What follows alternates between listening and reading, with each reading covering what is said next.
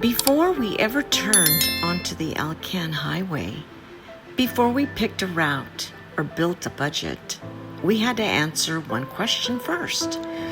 What are we actually going to tow 2,300 miles through northern British Columbia, the Yukon, and into Alaska?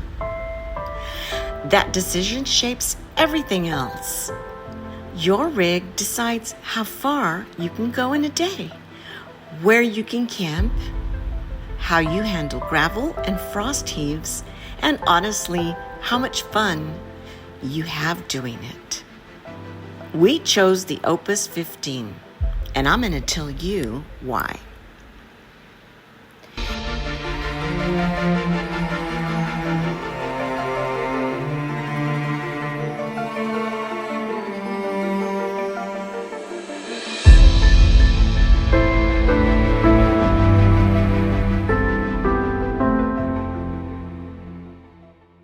We didn't land on the OPUS 15 by accident.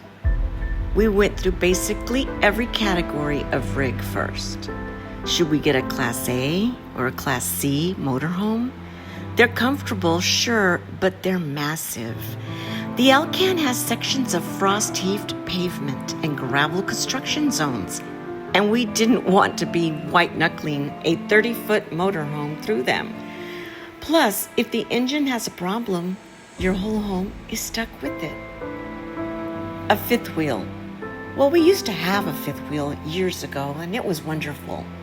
It has tons of living space, but they're heavy, and you need a serious truck to pull it safely at altitude and in wind.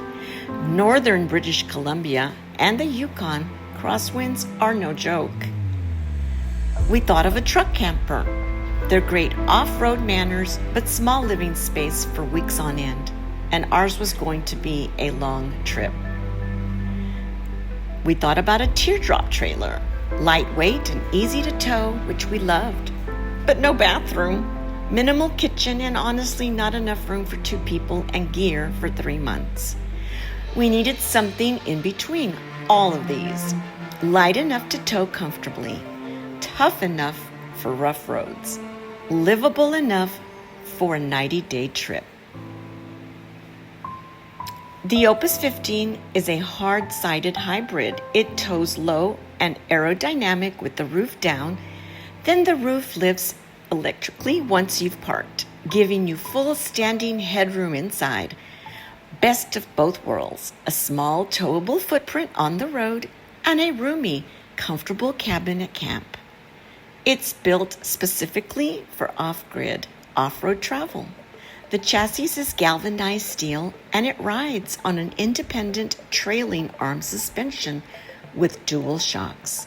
The kind of setup you'd expect on something built to handle rough terrain, not a smooth RV park driveway. That mattered a lot to us once we started reading about the gravel stretches near Muncho Lake and the frost heave sections north of Watson Lake. The outdoor kitchen is great. It slides out from the side of the trailer with a stove, sink, and prep space, so we could cook outside without dragging propane smell and grease into the cabin. After a full day of driving, that mattered more than we expected. It has solar panels, a healthy battery bank, and a proper fresh water tank. Meant we weren't chasing hookups every night. Boondocking pull-offs and provincial park honor system sites were always an option, not a gamble.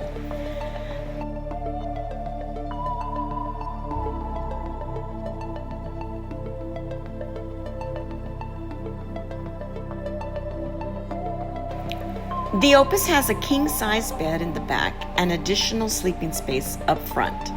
Meant we weren't living on top of each other for 3 months, which, if you've ever done on a long road trip with another person, you know is not a small thing. Plus, we bought an extra memory foam and placed it on top of the mattress, and honestly, that bed was super hotel-ready comfortable. It does have great ground clearance and an articulating hitch.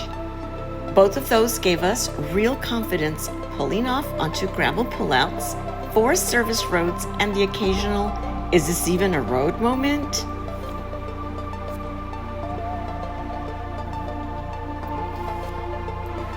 No rig is perfect, and we want to be honest about this one. It's not that cheap. It's a hybrid off-road trailer, and in this category, they will run well into the tens of thousands of dollars. So this was a real investment. It was not an impulse buy.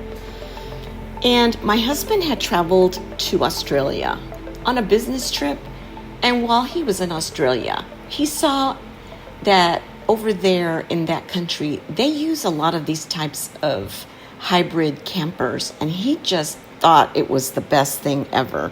So when he came back, he told me about them, and it really made a lot of sense.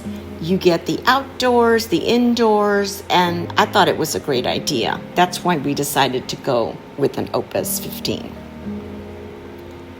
It's not a really big rig, so if you're traveling with a big family or need serious separate living zones, 15 feet of trailer length is going to feel tight. For the two of us, it was exactly right. But if you have a family of 5, it might not be for you. Even though it does have 2 bunks at the end of the trailer, we use that part for storage. And also, the roof lifts for headroom. You do lose a little bit of instant convenience. You can't just hop in and go the second you pull up to a site. It only takes a few minutes, but it's a step you don't have with a straight hard side trailer. And another thing I want to add is that after my husband trying to push up the inside of the hybrid trailer, after doing it many times, it does get a little bit overwhelming. Choosing your rig is really step 0 of trip planning. Before routes, before budgets, before meal plans.